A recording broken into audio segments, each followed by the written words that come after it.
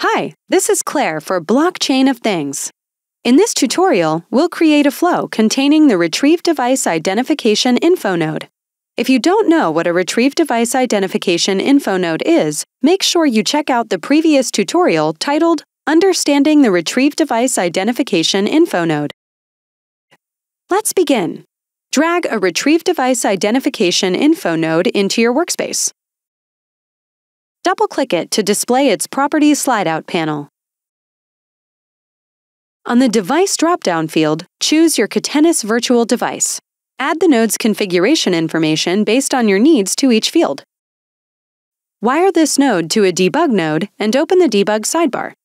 Next, drag and drop an inject node into the Node-RED workspace.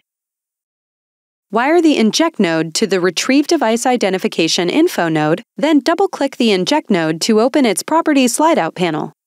Alter the information in the inject node's Properties slide-out panel by selecting the drop-down Payload field and choose the JSON type. An ellipse button will appear to the right of the field. Click this ellipse button to display a JSON edit box. Enter the JSON information you wish to pass as input to the Catenis node. For example, something like this, but using your own device ID. Click the Done button. Now, click Deploy. Now, let's test the flow. Click the button on the left of the inject node to send the input from the inject node through the flow.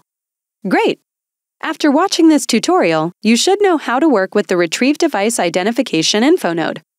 Great work!